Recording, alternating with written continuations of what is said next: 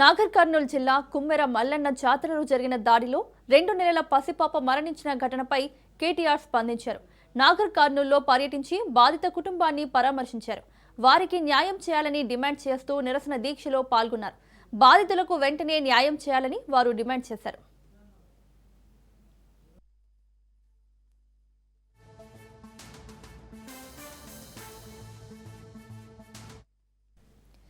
కుమ్మెర ఘటన మానవత్వానికే మచ్చ అన్నారు బీఆర్ఎస్ వర్కింగ్ ప్రెసిడెంట్ కేటీఆర్. బాధితులకు న్యాయం జరిగే వరకు పోరాడతామన్నారు. కుమ్మెరలో మాటలకు అందని విషాదం జరిగిందని, మనం ఏ శతాబ్దంలో ఉన్నామో తెలుసుకోవాలన్నారు. పోలీసులు కేసెందుకు నమోదు చేయలేదన్నారు. దాడి చేసిన వారిని జైల్లో పెట్టారా అంటూ నిలదీశారు.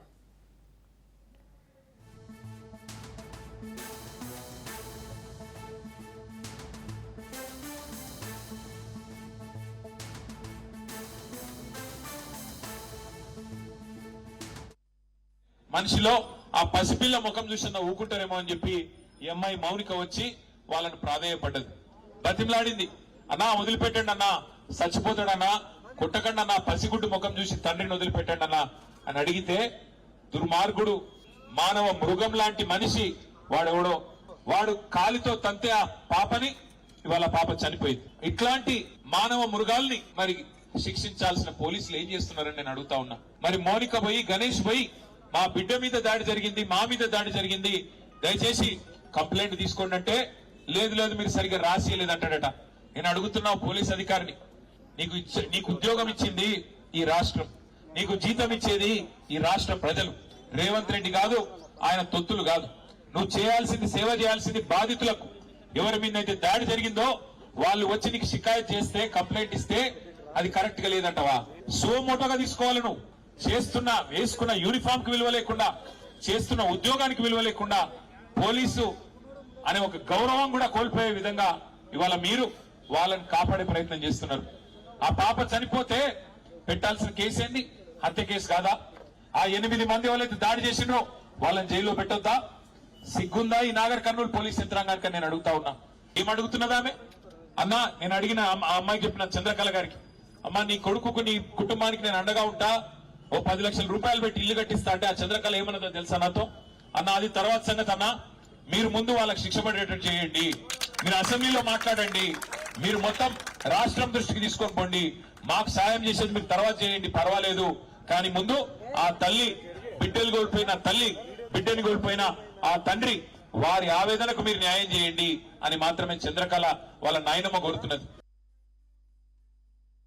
కుమ్మెరలో మల్లన్న జాతర జరిగితే ఆ మల్లన్న జాతరలో దర్శనం అడిగింది, దేవుడికి దండం పెట్టుకునే అవకాశం అడిగింది ఆ తల్లి చంద్రకళ. దేవుడి దర్శనం అడిగిన పాపానికి, దేవుడికి సేవ చేసుకునే, దేవుడిని దర్శించుకునే అవకాశం ఏమని అడిగితే ఇవాళ జరిగిన దాడి మానవత్వానికి మచ్చ. నిజంగా చెప్పాలంటే ఈ తెలంగాణ సమాజమే తలదించుకునే ఒక దుర్మార్గమైన ఘటన మన కుమ్మెరలో జరిగింది. మనం నిజంగా ఏ టైంలో ఉన్నాము, ఏ శతాబ్దంలో ఉన్నాము, జరుగుతున్న ఈ పరిస్థితి ఏంది ఒకసారి ఆలోచన చేయాలి. ఇంకా ఈ టైంలో 21వ శతాబ్దంలో కులాలు. కాంగ్రెస్ పార్టీ అధినేత్రి సోనియా గాంధీ రాహుల్ గాంధీని మర్యాదపూర్వకంగా డిప్యూటీ సీఎం భట్టి విక్రమార్క కలిశారు. వచ్చే నెల 5న హైదరాబాద్లో జరగనున్న తన కుమారుడు సూర్య విక్రమాదిత్య వివాహ వేడుకకు విచ్చేసి నూతన వధూవరులను ఆశీర్వదించాలని వివాహ వేడుకకు ఆహ్వాన పత్రికను అందజేశారు.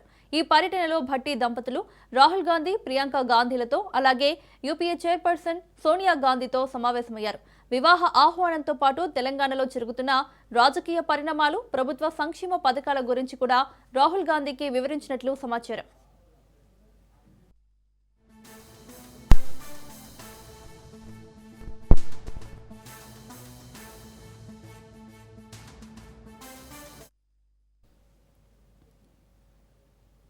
అద్దె భవనాల్లో ప్రభుత్వ కార్యాలయాలకు ముగింపు పలుకుతామన్నారు మంత్రి పొంగులేటి శ్రీనివాసరెడ్డి.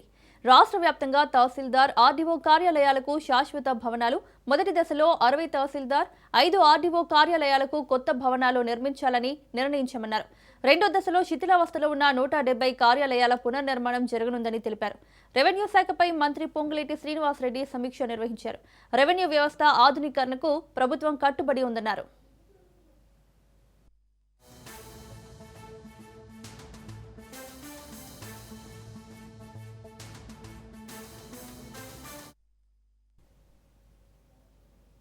బూతులు తిట్టడం, విధ్వంసం చేయడమే వారి పని అంటూ వైసీపీపై ఏపీ సీఎం చంద్రబాబు ఫైర్ అయ్యారు.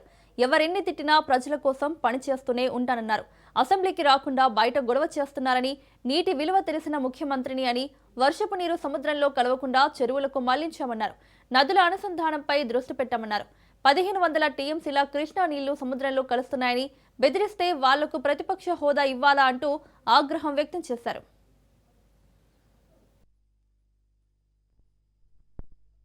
వెంకటేశ్వర స్వామి అలాంటి కలియుగ దేవుడు వెంకటేశ్వర స్వామికి ఏ నెయ్యితో నైవేద్యం ఇచ్చారో చూసారా మీరు?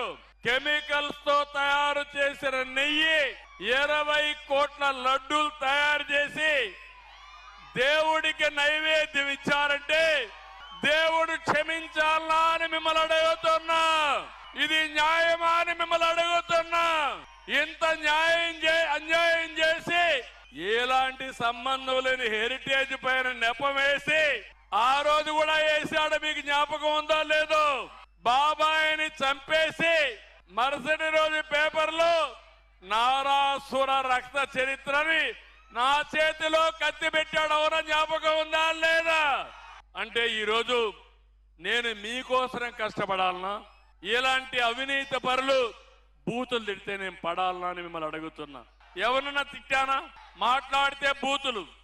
మా తల్లి ఎప్పుడో చనిపోయింది, ఆవిడ్ని తిడతారు, మా శ్రీమతిని తిడతారు, మా నాయకుల్ని తిడతారు, ఇష్టానుసారంగా మాట్లాడతారు, అసెంబ్లీకి రారు, బయట గోల చేస్తారు. ఇప్పుడు అంటాడు నాకు ఆ ప్రతిపక్ష హోదా ఇచ్చి తీరాలి. ఇవ్వాలా? బయట వస్తే విధ్వంసం, ఎక్కడికి పోయినా నేరాలు ఘోరాలు. ఇంక తిట్టడం, వీళ్ళ తిట్లు పడాలి, మళ్ళా నేను అభివృద్ధి చేయాలి. అందుకే నేను ఒకటి ఆలోచించాను, ఎవరు తిట్టినా నేను లెక్క పెట్టుకోను. నేను బతికేది మీకోసరం. కంపెనీల అవసరాలకు తగినట్లు యువతలో నైపుణ్యాలు పెంచి ఉద్యోగ అవకాశాల కల్పనకు చర్యలు చేపట్టినట్లు మంత్రి లోకేష్ తెలిపారు. 5 ఏళ్లలో 20 లక్షల ఉద్యోగాలు కల్పిస్తామన్న హామీ మేరకు రాష్ట్రంలో నైపుణ్యాభివృద్ధికి పెద్దపీట వేస్తున్నట్లు చెప్పారు. క్లస్టర్ ఆధారంగా ఉద్యోగ అవకాశాలు కల్పిస్తున్నామని, రాయలసీమ, ఉత్తరాంధ్ర జిల్లాల్లో 22 క్లస్టర్లు ఏర్పాటు చేస్తామని వివరించారు.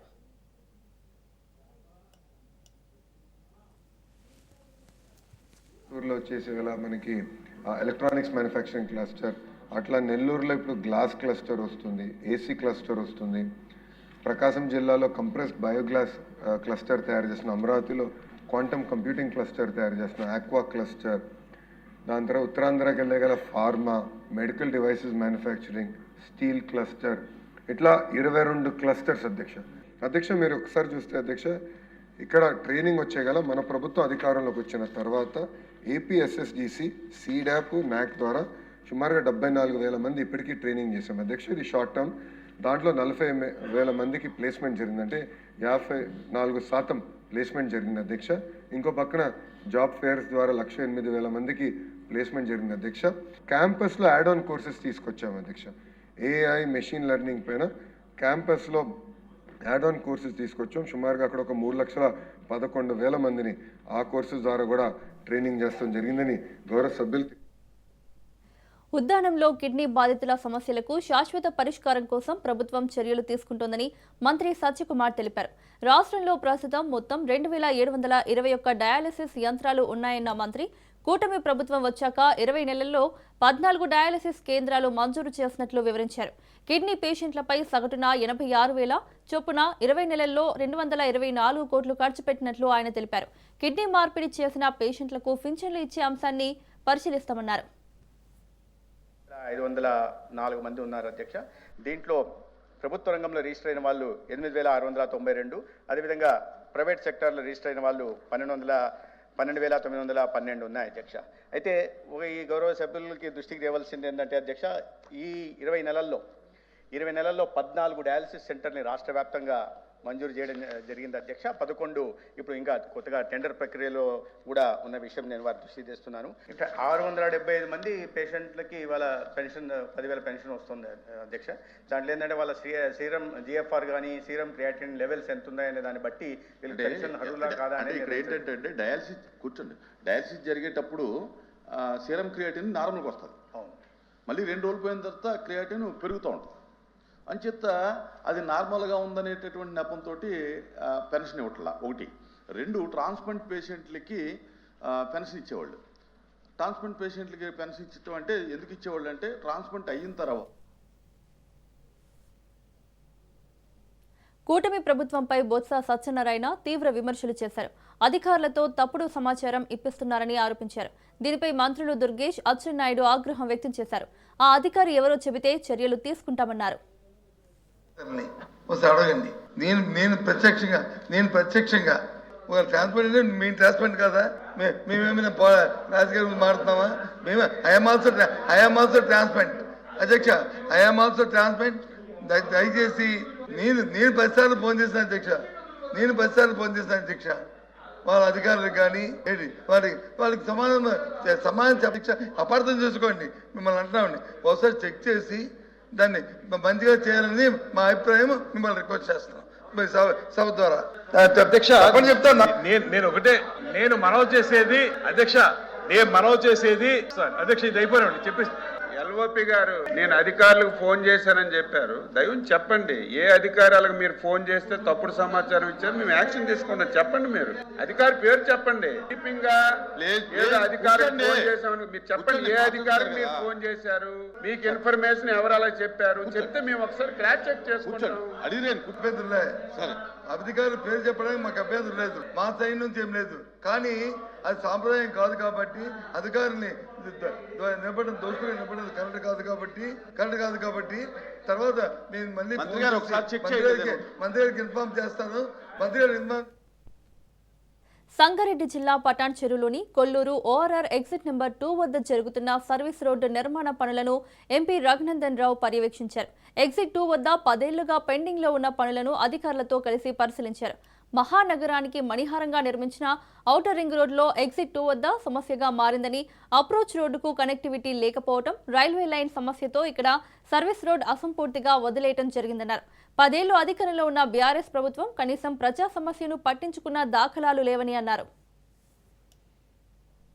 అటు రైల్వే అధికారులు, ఇటు హెచ్ఎండిఏ అధికారులు ఇద్దరు కలిసి కోఆర్డినేట్ చేసి ముందుకు తీసుకెళ్లాల్సినటువంటి సందర్భంలో కేవలం పిల్లర్ల వరకేసి సర్వీస్ రోడ్ నిర్మాణాన్ని 10 సంవత్సరాల నుంచి మరిచిపోయి sarpanch, MPTC, councillor, municipal chairman, MLA, MP, ముఖ్యమంత్రి, మంత్రి అందరూ ఒకటే పార్టీకి చెందిన వాళ్ళు ఉన్నప్పటికీ కూడా 10 సంవత్సరాలుగా ఖాళీ 2 పిల్లర్ల మీద వదిలేసినటువంటి ఈ రోడ్డుని నేను ఎంపీగా గెలిచినటువంటి 2024 జూన్ నుంచి మొట్టమొదటి రైల్వే సమావేశంలోనే ఈ రైల్వే బ్రిడ్జిలు పూర్తి చేయడానికి 6 నెలలు సమయం ఇచ్చి రైల్వే జీఎం గారితో కొట్లాడి కాంట్రాక్టర్ని, పాత కాంట్రాక్టర్ రాకపోతే కొత్త కాంట్రాక్టర్ని మళ్ళీ రీటెండర్ చేసి పిలిచి ఈ 2 బ్రిడ్జిల్ని, స్టీల్ బ్రిడ్జిల్ని పూర్తి చేసి సర్వీస్ రోడ్డు నిర్మాణం కోసం హెచ్ఎండిఏ అధికారుల చుట్టూ పలు దఫాలుగా సమావేశాలు పెట్టి ఆగిపోయినటువంటి ల్యాండ్ ఎక్విజిషన్ కార్యక్రమాన్ని పూర్తి చేసి 25 కోట్లతో ఈ సర్వీస్ రోడ్డు కార్యక్రమాన్ని.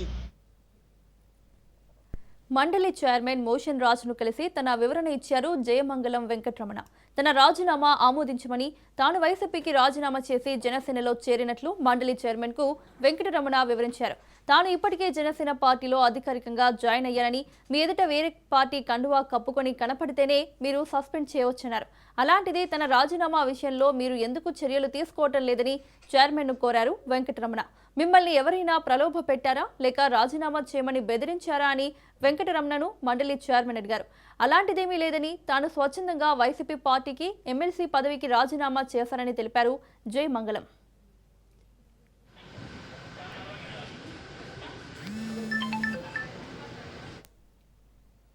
రాజమండ్రి కల్తీపాల ఘటనలో మృతుల సంఖ్య పెరుగుతోంది. విశాఖ ఆసుపత్రిలో చికిత్స పొందుతూ 6 ఏళ్ల బాలుడు మృతి చెందాడు.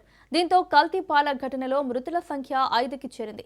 కల్తీపాల కేసు నిందితుడు గణేష్ కు 14 రోజుల రిమాండ్ విధించింది కోర్టు. నిందితుడిని రాజమండ్రి జైలుకు తరలించారు పోలీసులు.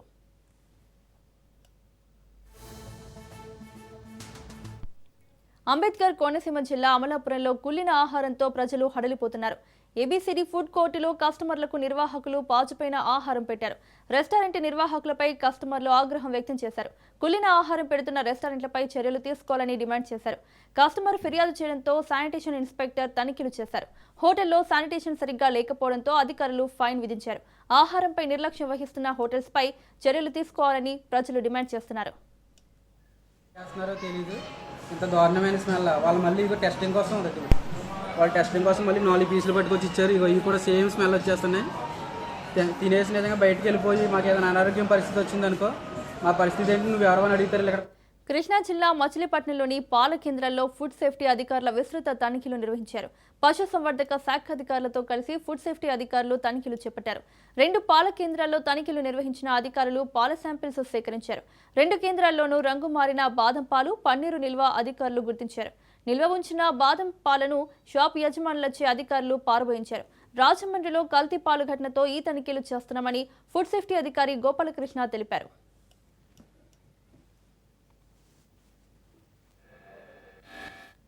కాకినాడ జిల్లా వ్యాప్తంగా పాల కేంద్రాలపై ఫుడ్ సేఫ్టీ అధికారులు దాడులు నిర్వహించారు. పాల కేంద్రం నుంచి అధికారులు పాల శాంపిల్స్ ను సేకరించారు. పాల కేంద్రాల్లో అపరిశుభ్ర వాతావరణంలో ఉన్నాయని అధికారులు గుర్తించారు. పాల నిల్వలకు ఫ్రీజర్లను మాత్రమే వినియోగించాలని అధికారులు సూచించారు. కెమికల్స్ వినియోగించినట్లు నిర్ధారణ అయితే కఠిన చర్యలు తీసుకుంటామని అధికారులు హెచ్చరించారు.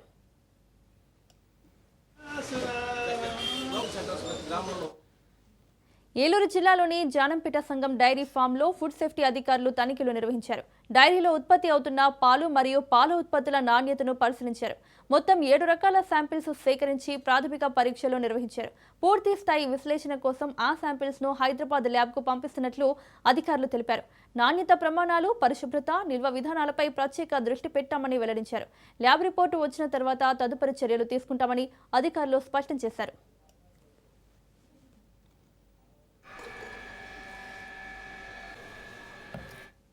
తిరుపతి రాజమండ్రి కల్తీ పాల ఘటనతో తిరుపతి జిల్లా ఆహార భద్రతా అధికారులు అలర్ట్ అయ్యారు. జిల్లా వ్యాప్తంగా పాల విక్రయ కేంద్రాల్లో ముమ్మర తనిఖీలు చేపట్టారు. తిరుపతి అన్నారావు సర్కిల్ వద్ద ఉన్న శ్రీకాళహస్తి పాల విక్రయ కేంద్రంలో సోదాలు నిర్వహించారు. పాల నాణ్యత పరిశీలించారు. అనుమానంతో కొన్ని పాల ప్యాకెట్లను ల్యాబ్కు పంపారు అధికారులు. కల్తీ పాలను విక్రయిస్తే కఠిన చర్యలు తప్పవని హెచ్చరించారు.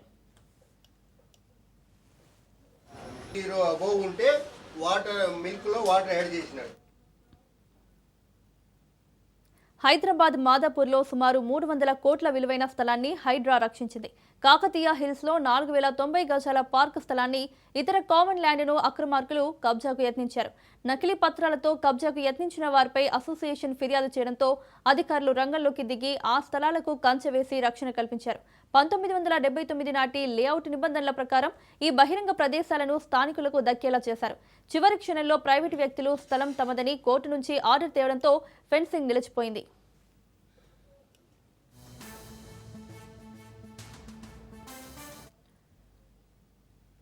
యూట్యూబర్ కోమలి హత్య కేసులో మరో ట్విస్ట్ నెలకొంది. పోలీస్ స్టేషన్లో కోమలి ప్రియుడు ప్రత్యక్షమయ్యాడు. అఖిల్ నుంచి పోలీసులు వివరాలు రాబడుతున్నారు. కోమలి ఆత్మహత్యకు అఖిలే కారణమని ఆమె ఫ్రెండ్స్ ఆరోపిస్తున్నారు.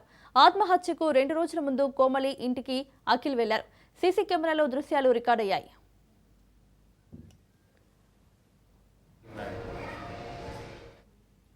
కోమలి సూసైడ్ నోట్లో కీలక విషయాలు వెలుగు చూశాయి. నేను ముందుకు సాగడానికి భయపడుతున్నానని సూసైడ్ నోట్లో కోమలి రాశారు. అతను తన వాడు కాదని తెలుసని, అతను తనతో ఉండడానికి కూడా ప్రయత్నించడం లేదని తెలుసన్నారు. అయినా తన హృదయం అతని కోసం ఎదురు చూస్తోందని సూసైడ్ నోట్లో రాశారు కోమలి.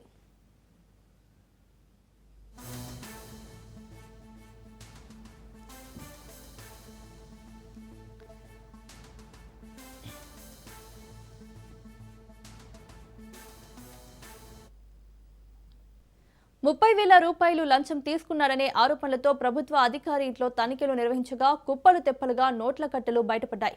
ఆ డబ్బులను చూసిన విజిలెన్స్ అధికారులకు కళ్ళు చెదిరిపోయేలా ఏ బ్యాగ్ ఓపెన్ చేసినా నోట్ల కట్టలే కనిపించాయి.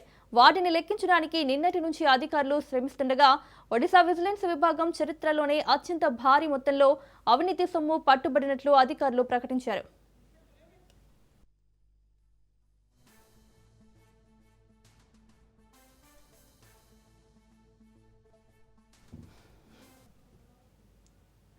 ప్రధాని మోదీ ఇజ్రాయెల్ చేరుకున్నారు. 2 రోజుల పర్యటనలో భాగంగా ఇజ్రాయెల్ చేరుకున్న మోదీకి ఆ దేశ ప్రధాని నెతన్యాహు ఘన స్వాగతం పలికారు. టెల్ ఆవివ్లోని బెన్ గురియన్ ఎయిర్పోర్టులో మోడీ ల్యాండ్ అయిన వెంటనే రెడ్ కార్పెట్ తో ఆయనను ఆహ్వానించారు. భార్య సారా నెతన్యాహుతో కలిసి స్వయంగా ఎయిర్పోర్టుకు వెళ్లిన నెతన్యాహు మోదీకి స్వాగతం పలికారు. 2 రోజులు మోదీ ఇజ్రాయెల్లో పర్యటిస్తారు. ప్రపంచవ్యాప్తంగా ఉన్న ఉద్రిక్త పరిస్థితులపై ఇరువురు ప్రధానులు చర్చించనున్నారు.